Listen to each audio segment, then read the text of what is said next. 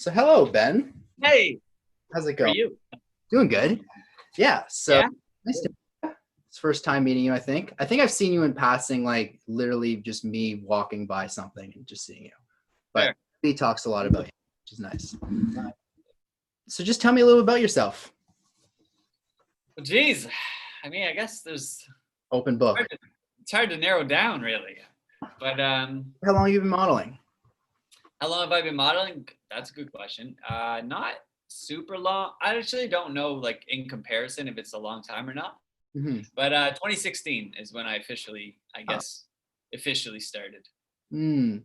So like where'd that journey start for you? Was it here in Canada or No, good, yeah, good point. So I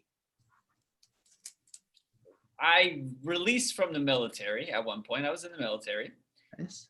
Released, and all of a sudden I felt like I needed a mental like breather just in general, right? So I basically packed a bag and moved to Australia. Let's just go back to the military. So you Yeah. left the military. Yeah, so I was in the military, wasn't my thing. It is, nothing against it, just wasn't my thing. So when I released from the military, I felt like I don't even know how to explain it really. I felt like at the moment Canada was too small for me. I still felt like claustrophobic. Like I needed something to like distract me from everything that life was at the moment. And so I packed up my things and I moved to Australia. I went there for a year. It was the best year of my life. And when I was there, I was like, yo, nobody's gonna know me. I don't know anybody. Let's try and do something I've always wanted to do. Hmm. So that was like the entertainment world. And I just started applying to things and this and that. Eventually got a couple like random commercials floating around in Australia, which is hilarious. But that was the moment I went into like a open model casting call for the very first time. And it was terrifying. I went through the doors and it was like they were like stand on the X and there was a panel of judges and I was like maybe I'm in the wrong place. Is this like Australian Idol? Like I don't know what I'm doing right now. then and then basically it was just they made me do a little walk and that was that. Hmm. It was cool.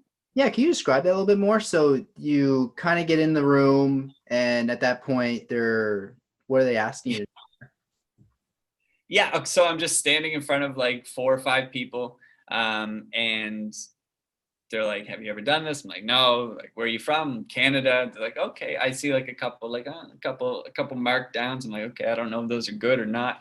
And then, so yeah, they get me to walk, just like model walk back and forth real quick. I'm like, "Okay, sweet." And one of the ladies says, "Now, how comfortable are you with yourself? Would you, if we asked you to wear a Speedo on stage, would you?"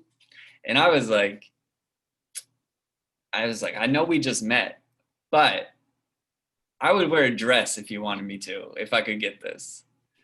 And I got a little bit of a chuckle across the board, which is cool. In my head, I'm like, yes, all right. At least that's like an interview strategy I have. Is like make them laugh once at least. And then anyway, from there, it turned out to be like an international runway show. So the fact that I was from Canada, they loved it. I'm not like I got a bunch of tattoos, so I'm like not like the typical. Like I have a very niche market sometimes, do? um, and they loved it. And that was my very first. So my very first show ever as a model was an international runway, and it was terrifying. Wow. If you mind me asking, how old were you at that point? Uh, Geez, how old am I now? 29. So 20, whatever, 26, Wow. 6, 5, 6. So like, what were you like? Where were you in that part of your life? Like, where was your like mindset at? Were you scared, nervous, or just like didn't care?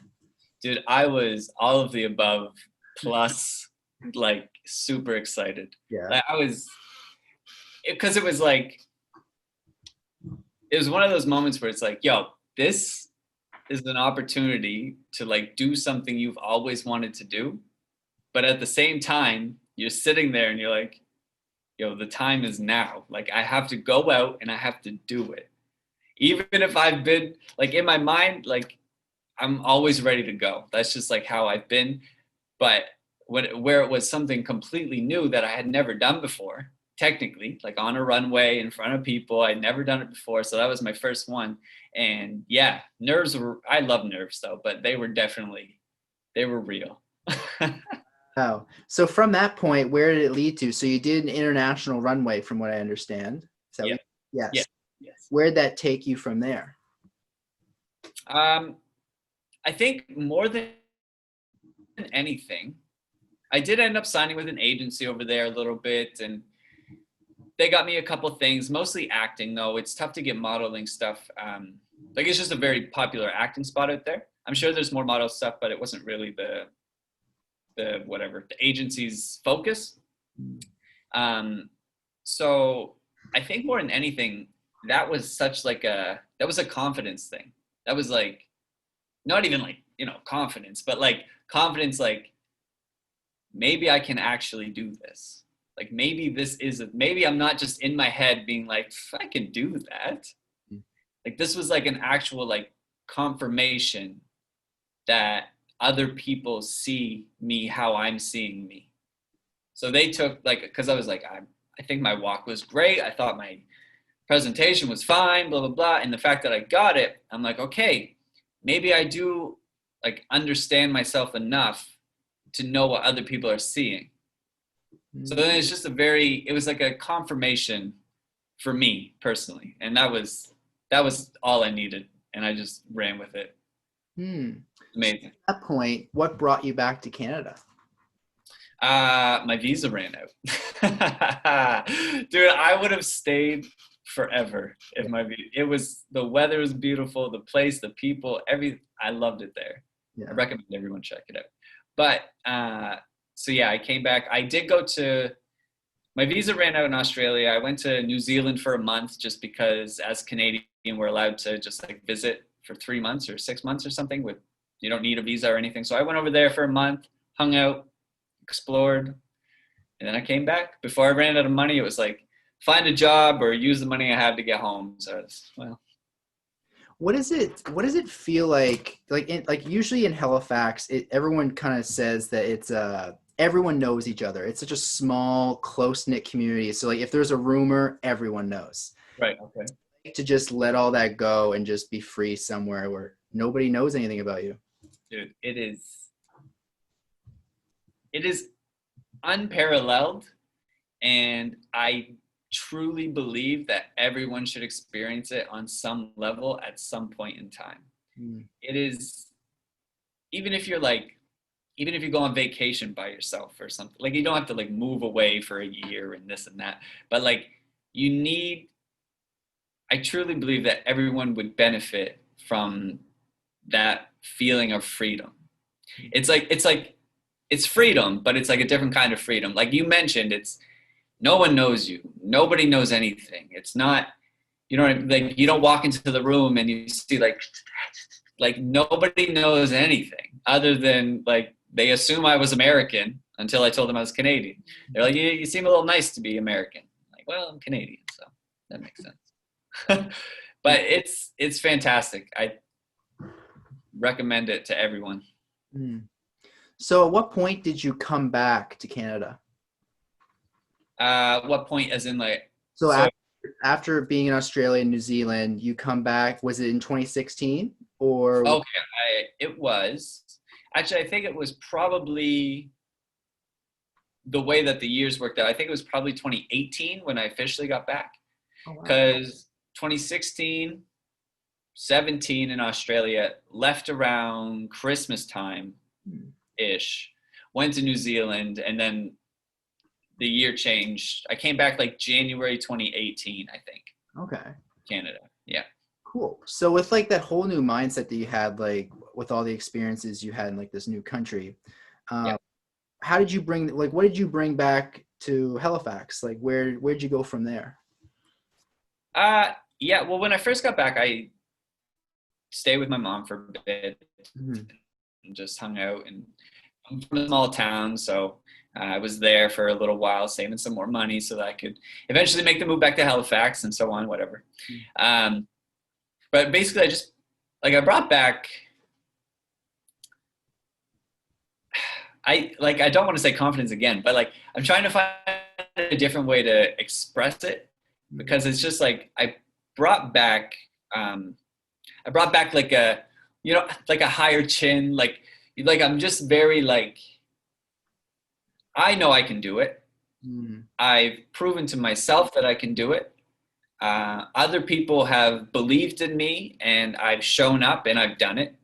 And I just think that I bring such a very like I bring a unique perspective in because not a lot of people will they'll go through the steps. They'll grow up, they'll want to do it, they'll take a class, they'll do it when they're young, they'll follow a certain kind of timeline.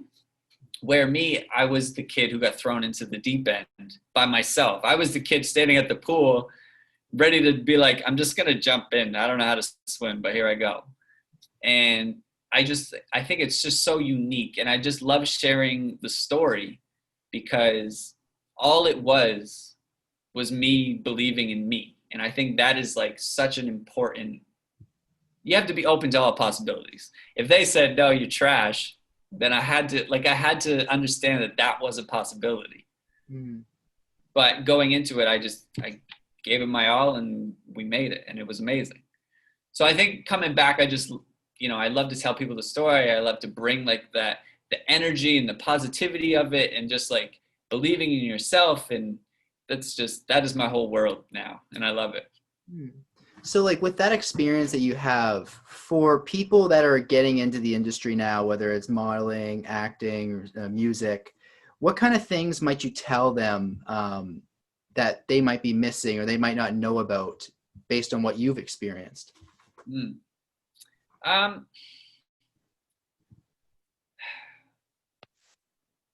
That's a tough question because everybody's journey is a little bit different.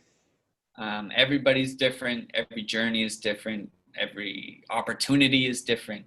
But like from a general standpoint, you have to take care of yourself mentally, physically, whatever it might be. You have to take care of yourself first, and then like once you start working, like once your mind is healthy and like your self-awareness is going up and you're feeling your body change and your confidence is changing, and all you really need to do is get the parts or get in the door, and then you just need to show up.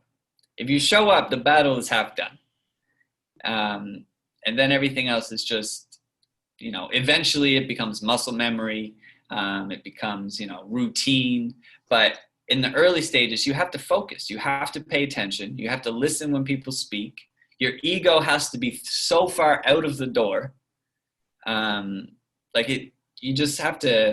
have to understand who's in front of you. You have to understand that if they're talking to you because you're new, they have more experience and you need to listen. You need to show up. You need to be there mentally and physically. You just have to be present. Hmm. So looking at like from what you're saying there at that point of view, how did you bring that to Solely Models? Like, let's just kind of talk about involvement with the agency and whatnot. Solely, yeah. Solely Models have been amazing to me. It's been nothing but love and hard work, of course, and kindness and positivity. It's been such a great vibe. Like I fit in so well because it's based on diversity. It's, everybody is so welcoming. It's amazing. The team is phenomenal. And I said this to Solely, me and Solely have a great relationship. And I've said this to her before. I was like, Solely, I want you to understand that all I've ever felt in my heart that this entertainment world is me. All I've ever really needed is a chance. And I'm like, Solely Models and Salitha specifically, she is my chance to do this. And I am so grateful that we've crossed paths. Mm. Amazing. Yeah, elaborating on that, what has Salitha's presence in your life been like? Like, how has her presence shaped where you are now? Like, and who you are. Yeah. Okay. Well, when we first, whenever I first saw her, I can't really remember. I wasn't signed with her, but I saw her at a fashion show um, for the first time, and I always knew the name Solely Models. Like, here's a Solely model. Like you could almost tell who's a Solely model, which is good, which is great. But I was terrified. I'm super intimidated. Uh, I'm not like easily intimidated because I'm not. I'm I don't really care what people think about me. I'm just me, whatever. But I was intimidated for sure. She's a very powerful woman. She's fierce and amazing, and she runs with it. She stays true to who she is, and I think that's speaks volumes, and especially in today's world. So, yeah, no, I was terrified the first time I had to cross paths with her. And then I asked her for if we could sit down sometime, and pretty much signed the contract that day. Like in that moment, I had everything she was saying was fantastic. I'm on board. I'm full in. And I think like the best part about it is like her being in my life is like, I know that as long as I'm going 1,000% into this and I want to do it, and every day I'm like, I can get better here, this, and that. I'm looking to improve all the time. As long as I'm completely in it, I know she's completely in it. So like from an individual, it's a team thing, but like if I'm in it, I know she's in it for me as well. And that has been, like I said before, she's just my chance. I love her. It's amazing. Okay. Yeah, like that's so interesting to me. Like it seems so like even like seeing your expression when you talk about it, it shows how like how moving it's been in your life. Like you like Yeah. get giddy, but you like glow. It's interesting. Um, so kind of describe like that first day that you met. What was it like? Like what did you guys talk about? Like The first sit down we had, because like the very first time we spoke was very quick, in passing, basically. See, apparently, I didn't know this, but apparently she was already like, who is this person? Are they signed? Blah, blah, blah. I didn't know that though. This is from the grapevine. I don't even know if she knows I know that, but here we are now. But so that was the moment when I heard that, I was like, okay, that's cool. Like when I heard that later, I was like, okay, I'm glad that I talked to her then, because I don't know if she would have spoke to me. So, but the very first time we sat down was easy. I feel like it was very easy. It was effortless. It was like, it was almost as if we both knew that the best case scenario was about to happen. Like I was going to sign the paper. It was going to be fun and, a positive conversation, and just, it was going to be it was so easy when we sat down. We met at some restaurant. I don't know the name of it, honestly, but it was September 21st of last year. And so my 1 year just passed recently with Soli, and it's been an amazing year. It's been, that sit down was the easiest interview or whatever I've ever had in my life. It was amazing. wow. Yeah. So like let's branch more into like the creative side of like what you've done with acting and music. Sure. Did you just jump into it, or did you have like experience, I don't know, training or like shadowing a mentor or whatnot? With acting and music specifically? Let's focus on acting. Yeah. Okay. Um, when I was a kid, actually, acting, I thought I really wanted acting to be like my number one spot. Like I was ready. I wanted to be an actor. That was it. I think maybe like I'm an only child. My imagination was always like through the roof. I was always like playing games like kids do, but I was with myself, so I had to be every character at all times. It was a mess, right? It's crazy. But so when I was younger and growing up, I think acting was my first glimpse into the entertainment world was acting. Like my first passionate like spark.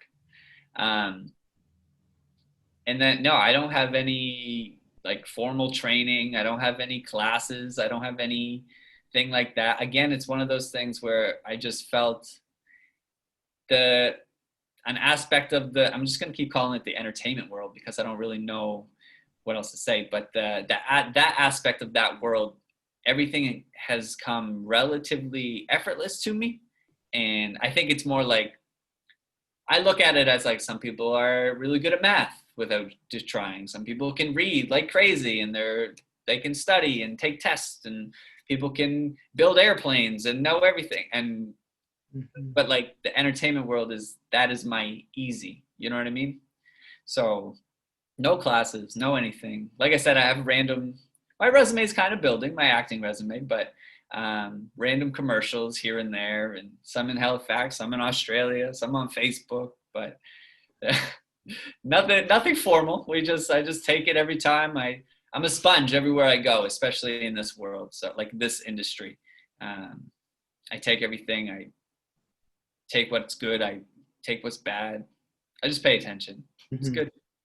I feel like one of the going conversations people are having now is that battle of trying to be like something or someone, but everyone keeps telling you like, oh, you need to have education, or you need to have some kind of credentials.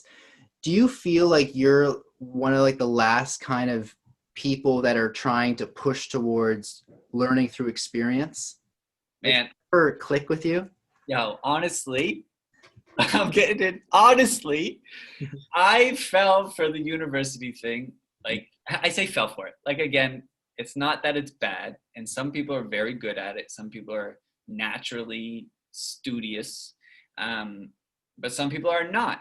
And those people who are not still feel like society funnels us into the system where we have to do it. And I've done it over and over again. I did I've done like 3 post-secondary courses. But the issue is every time I get out, I do fine in school. I'm not like a bad student, but every time I get out, I'm not like, it's like I'm doing things just because I feel like society, like I can't survive if I don't have like a 9 to 5. But for me, I can't. Like it's not, a 9 to 5 is not my thing. It's just really, really not. So I think that's another, to go back to the point earlier, what I brought back from Australia was the fact that like, yes, I've done schooling since I've been back, but I've also like been very aware that that I can do this. As the years have gone on, I've realized it more, but like I can do it. I don't necessarily need that 9 to 5 life that society kind of pressures us into taking. And just over time, every single year, every moment, it's like getting smaller and smaller and smaller. And I'm like, you know what? Tunnel vision on my goals. Anything else is a distraction. If I'm working a 9 to 5, it's because I need to pay for things that will help me excel in my passion side of things as well. That's a good point. That's a good point. When it comes to goals and trying to set yourself in a way where you're following a path that you want to reach, how do you kind of funnel that focus and that energy? Do you have a specific way or a strategy that has helped you? Like, so, okay, wait, what do you mean in terms? Sorry. No. Say it again. Let's hear it again. Like the thing that I'm wondering is like, it seems like you have so much on your plate, like with music, with arts, with modeling. It seems like you're very goal oriented, or you have a path that you're trying to achieve. Has there been strategies you've used to help you get there, or are you someone that kind of takes it day by day? Okay. So yeah, no, I have a lot on my plate. Like I won't, that's not a joke for sure. Yeah.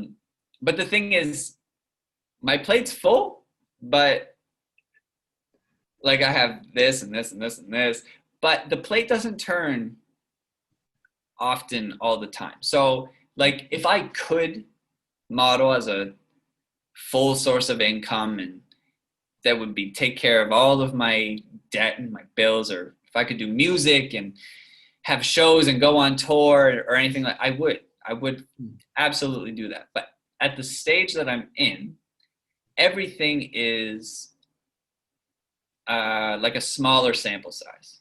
So for me, I find it very easy to balance because I don't have a routine or like a thing. I'm self-aware. I'm very, like, I know what I can fit in. I know what I can do, generally speaking, you know what I mean? And I'm also very like time aware. So we have 24 hours in the day, Mm-hmm. and I make it happen. I fit it all in with, like, I don't have a lot of, like, if you ask me where am I going to be in 5 years, like, I have no idea. I could be in, I could be in Thailand. I could be like down the street. Like, I literally have no idea. But I do know that until that moment in 5 years, every step of the way, now that I know that I can do this, I'm locked in. So I will be like ticking off the boxes as I go. Mm, Whatever those boxes are, I don't know. Like, I don't know what the boxes are, yeah. but I know if a box pops up, I'm like tunnel vision to get that checked because, like I mentioned before, I'm not the 9 to 5 guy. Yeah. So if I really, really want this to work, I have to tick all the boxes along the way. Even if I don't know what they are, I have to. So it seems like, from what I understand, it's kind of like a juggling match where you're basically, you have all these passions, but you're kind of focusing on the ones that'll help you like keep everything flowing, if that would make any sense. Yeah, I think it makes sense. Well, if you're making more money off of acting, you're going to focus on acting so you can get back to focusing on music when you get the chance. Or is it something where it's all at the same time? Okay, I see what you mean. That's a good point. Um, but it's all at the same time. Mm. And it's like the more the merrier. See, the thing is, it's like when you have a lot on your plate and a lot of the things on your plate, like, you have to do and you don't really want to do, then it feels like your plate's heavy.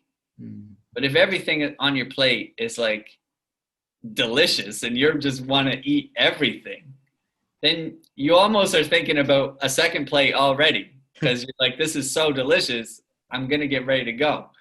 So my plate is full, but it is not heavy to me. And I find it easy. There are certain things, like, for example, like, it just helps my everyday life in terms of, like, I go to the gym almost every day. I have a routine. I do things. I take care of my fitness because I want to model, because I want to feel good and look good on stage if I have a gig coming up. Like, I always stay so ready that if it's like, we need you to perform tomorrow, I need to be already confident enough to be ready to go. Mm. I need to physically be ready. Like, I just need to mentally be ready. Emotionally, I need to be ready. So whenever something happens, because it's a very all of them are very sporadic. Like I said before, nothing is like a full-time job here. Like, everything is super, like, all over the map. So I need to stay ready so that the exact moment I get an email or a message, I'm like, yep, I'll be there. Because everything I'm doing away from the screens, if you will, or the cameras or whatever, is just keeping me, like, I'm just staying in this little pocket. And as soon as something happens, as soon as there's like a little fish hook, I'm like, let's go. I'm ready. In those That's moments it. where you're just like buzzing, like ready to pick up one thing and move on to the next, how do you avoid burnout? Like, how do you avoid just exhausting yourself out? Yeah. Very good question too. And honestly, I have no idea. Because, like, I don't even drink coffee. I'm not even a coffee drinker. That's good. Not, I don't know. Right. I think that's a good thing. I'm not dependent or anything. But um, again, I think when somebody really, like, truly finds, like, that pure, like, that little happiness notch, Mm. I think, like, if you just, there's no real burnout if you like double down, triple down on yourself, and you're like, you know what, I'm all in, here we go. Because everything that makes me tired or would burn me out because it's like frustrating or I have to like figure something out, I don't let that in. Like it stays outside for the most part. Like something, life happens, of course, but generally speaking, like I don't let it in. So I think, to answer your question, really, to avoid exhaustion, I stay self-aware. I don't take on more than I'm capable of, even though it seems like I'm taking on a lot. I'm capable of doing it, and I don't take on any more, and I don't take on any extra stressors that a lot of people deal with, which is tough. Yeah. It's tough to do. I wanted to jump on to like something that you've taken on recently, and I want to talk a little bit. So you did that commercial recently with Kent. How'd that come together? I did. That's exciting, man. Yeah. No, it was awesome. Yeah, no, it was cool. So, it was really funny, actually. I don't like. Again, Soli will message me and she'll be like, "We need you to make an audition tape. They need it tonight, or like early morning, or whatever it might be." And it's like, "We need an audition tape. These are the things you need to do. This is like the type or the vibe of it. Can you make this audition tape by the morning?" Like, yes, I can, but this is like, give me some time here. We'll figure it out. And like I said before, I have to need to be ready because this is the life I want to have. I want to be able to do this life of picking things up as soon as they're in front of me, so I don't need to do what doesn't work for me, basically. So we did that. I made a hilarious audition tape with my teddy bear because I needed to have like children. I needed to like have like another person. And instead of like just sitting at the camera and like talking over here, I just brought I have a teddy bear. I brought my teddy bear in, and it was my child, and we were like doing homework and stuff. It was very, very hilarious. And I was like, but like part of me is like, I'm glad that it's funny because they know it's crazy. Like the business knows it's crazy to ask at like 6 p.m. for an audition tape by like 7 a.m. They know that. So it was funny that it was good. And then it was a long day. We got on set. It was cool. Everybody was great. It was like a 12-hour day for a 30-second commercial. That's pretty much standard.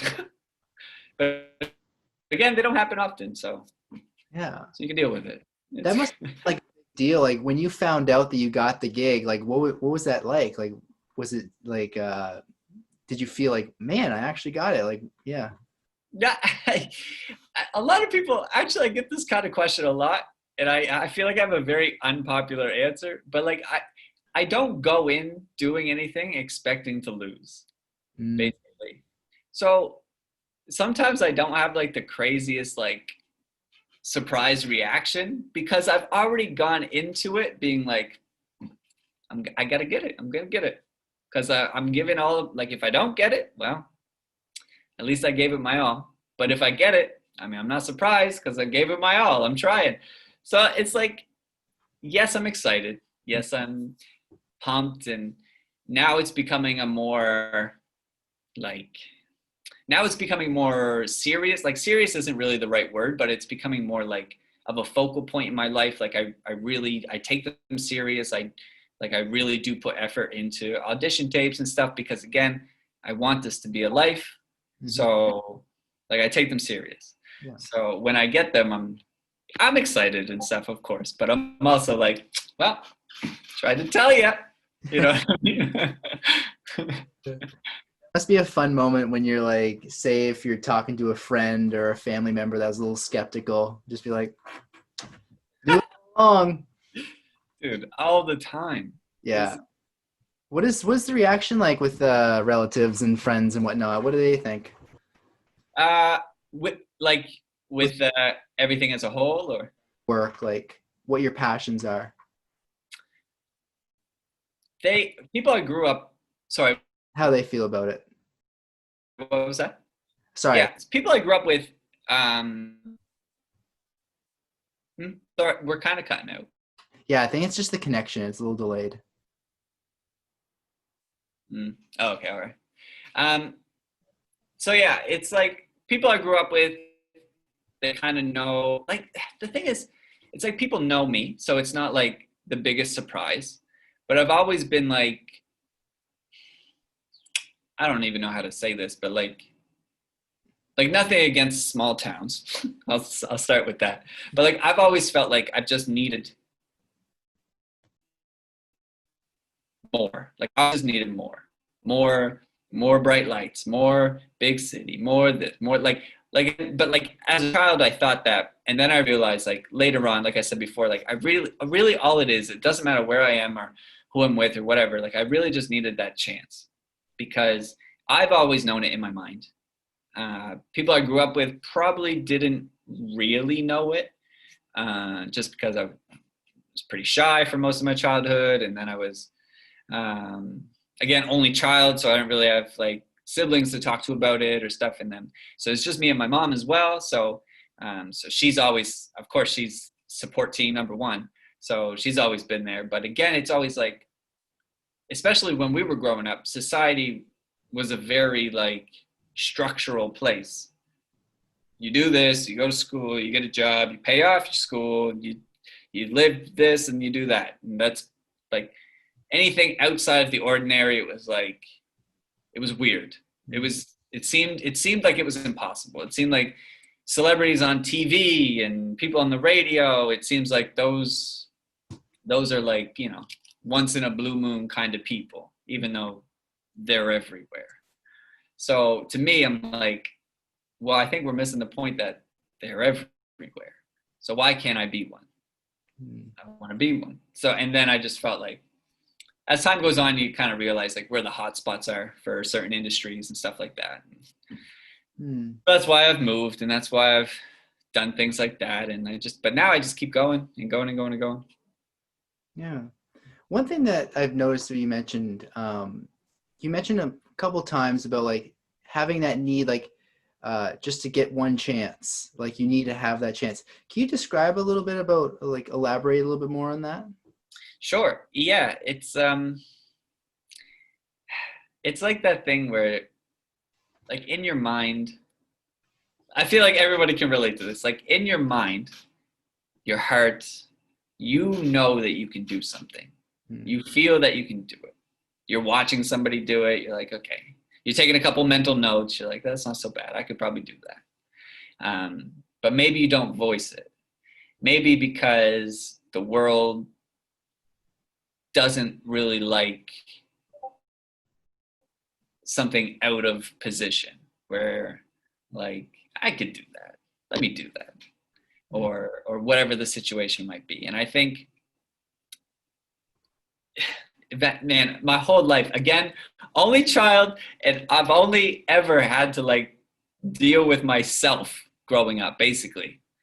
And I just always felt there was always like a natural connection to the entertainment of other people.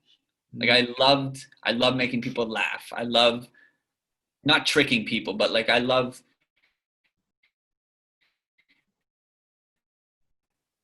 saying things to make them think, or like I love bringing up different perspectives. I love just interacting. I knew it, and I know it because we're not even done yet. Like I've literally just begun. But because I'm so, like, I love the chaos of a live moment, for example. Okay. Runway shows are extreme chaos because like when you're out there, it's only you. There's so many lights, there's so many eyes. And if you do anything wrong, everybody knows. Immediately. Everybody will know. And I love that chaos factor that comes with performance. I played a lot of sports growing up as well, so I think it kind of like probably in some aspects it goes hand in hand, where you know you're playing a game or something and you need to bring your A game while while it's game time, while everybody's watching and blah blah blah. So I think I channel my like inner sports person during these moments, and I love the chaos.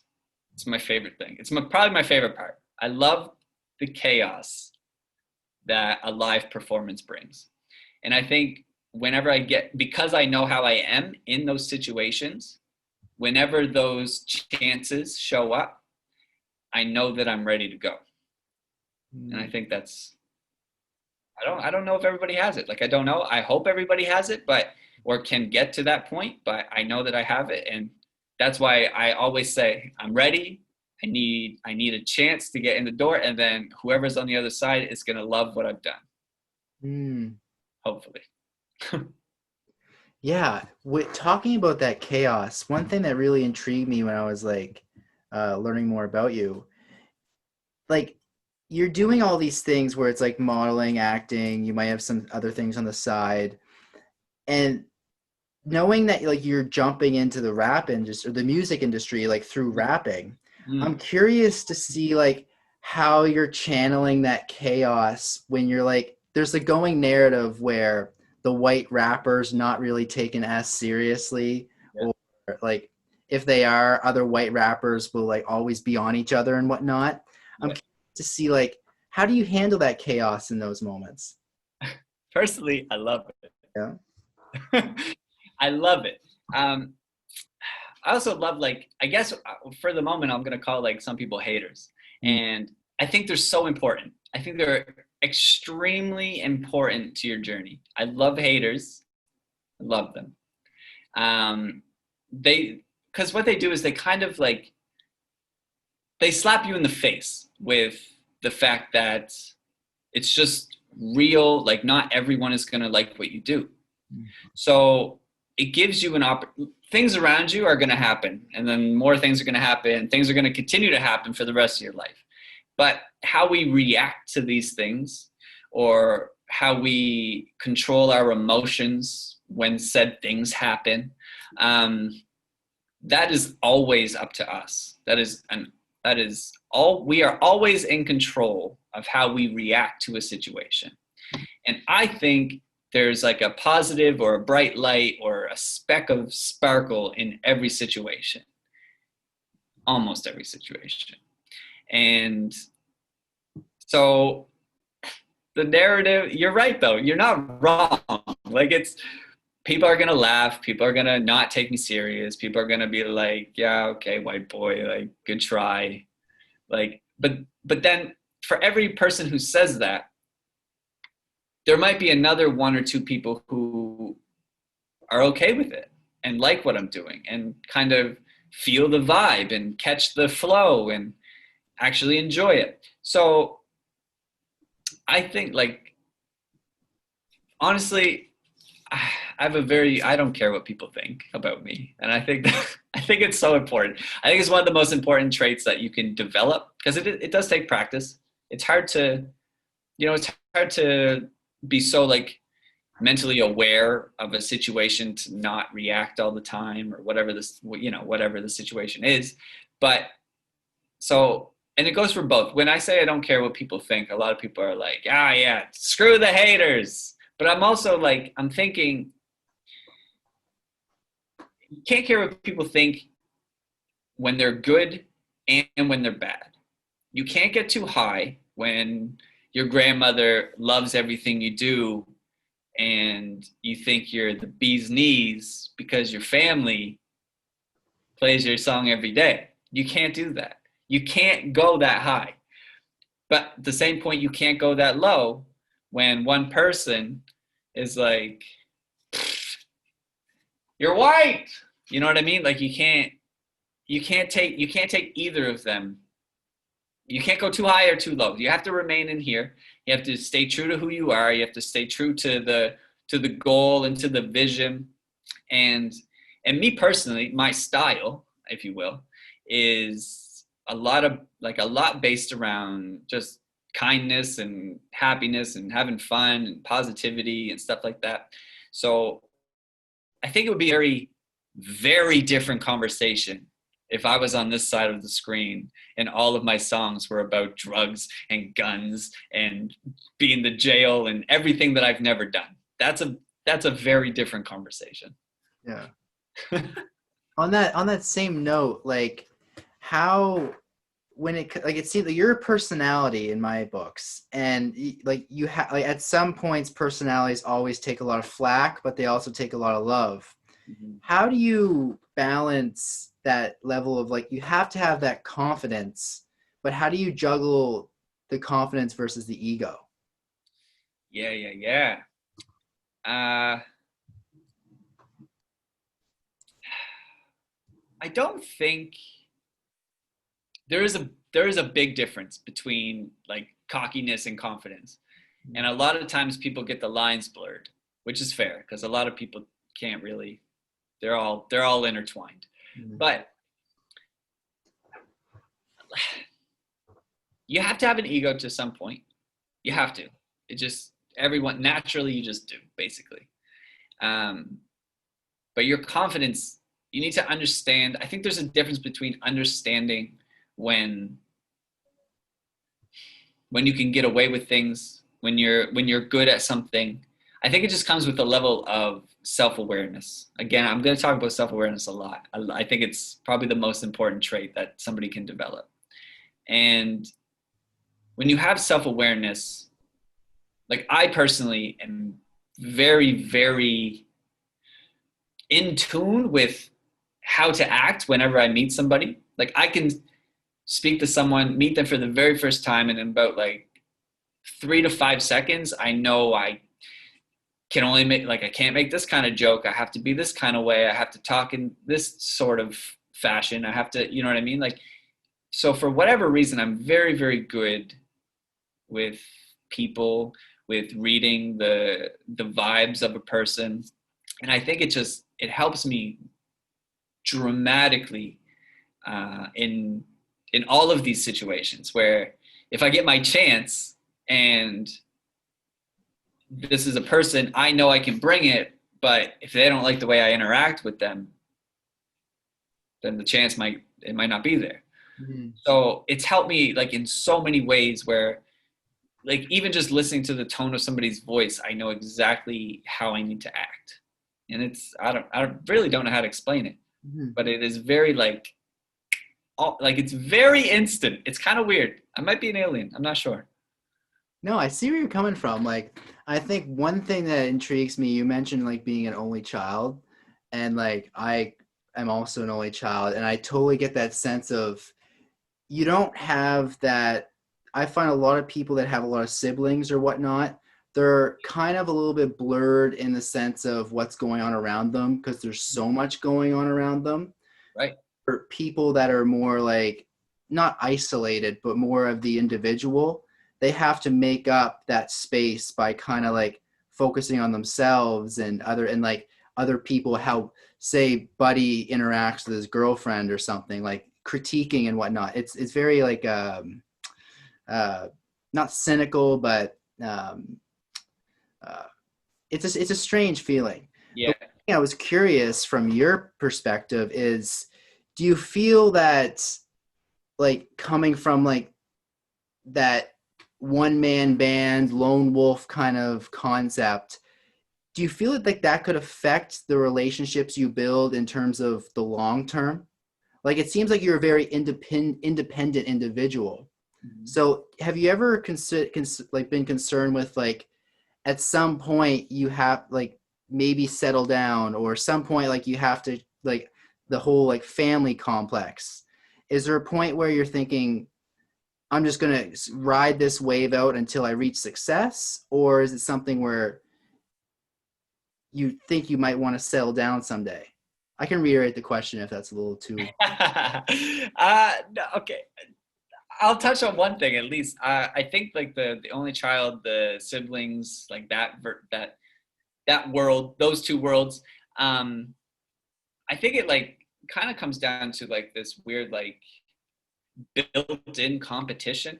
Hmm. Like feel like people with a lot of siblings, or everybody always wants the last piece of cake, or somebody wants the, you know, the that shirt, or whatever the situation might be. I feel like there are very like very small, minuscule probably, but over time I feel like they build up, and it just kind of builds this competition aspect where, and I think a lot of people might, I don't want to say like that's where the ego comes from a lot, but I feel like there's a difference between like only child people and people with a lot of siblings, because of this competition aspect where it's either your competition is outwards if you have a lot of siblings, but if you're just you, your competition is only you. Your competition is inwards, and that's where I think the self-awareness comes from. I think that's where like my imagination stems from and everything, where I'm always trying to do better than I did last time for me. Mm. I'm not trying to, and again, all of this is like wrapped in like a big bow where it's like, I don't care what people think really. So it like doesn't really matter if it's like, now when I don't do something good, it's like about me. I don't care what they think, but then they say, it's a whole, like, it's a very like weird web of like scenarios for me, but they all intertwine very, very nicely. Mm. So I'm very blessed, I guess, in that aspect of my life. I don't remember what the rest of the question was. Yeah, so it was a long form question. One thing that I was like curious with is just at the stage that you're at now, like, do you ever think, are you ever worried that you might be so independent that you're kind of missing out on other parts of your life? If that makes any sense, because it seems like what the craft that you're doing right now seems like you have to focus on your career. Like you can't really put eggs in other baskets, like being like with a partner full time for a long period or settling down, having a family kind of thing. Is it ever like a concern for you? No.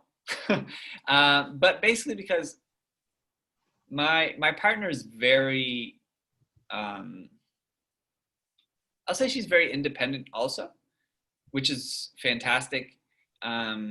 She's very busy. She's very career focused as well. Fantastic person, and she's very understanding.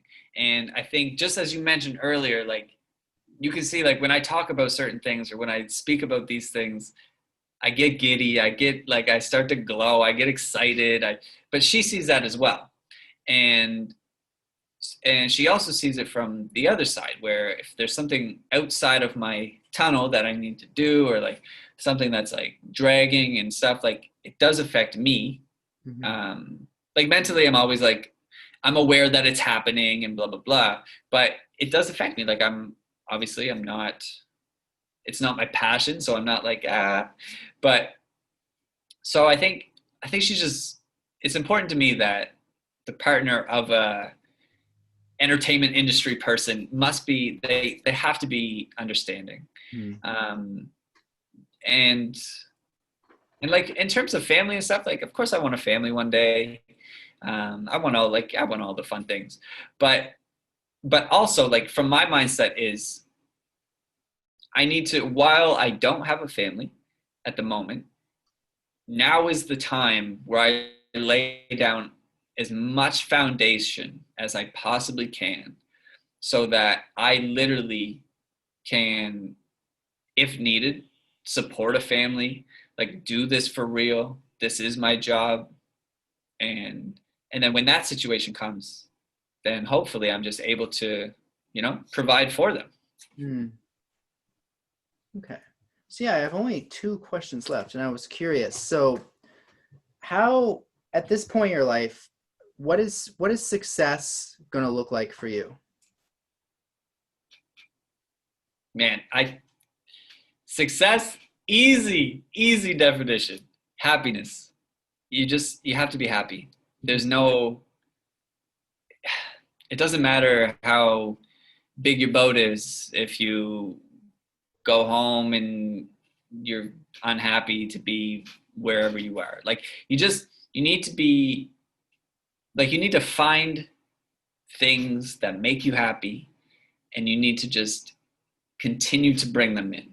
And if anything comes in and it doesn't make you happy, I feel like a lot of people struggle with not saying no, but like there's a lot of things people will do that they don't want to do, and they're not happy. And I just think it's so important to, like, I will be successful. I consider myself presently successful because I'm happy. But if you look at me on paper maybe, or whatever the situation, like maybe to other people, I'm not successful yet. But I think my goal is to be successful in everyone's book. Even though I don't care what they think, I want everybody's book to be like, success? Look at this guy.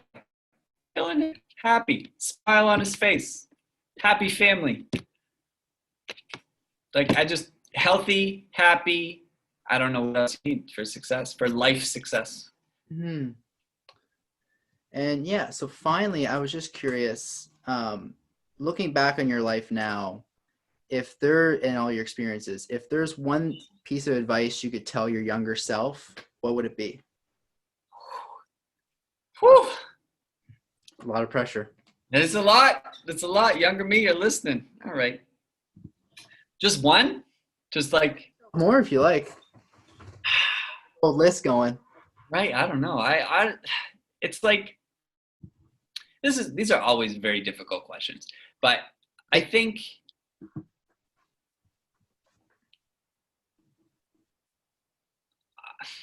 some of the most important things are to know that it doesn't necessarily get better. Like, I know a lot of people don't know my story, but I have an interesting one. But we can do another interview another day, maybe.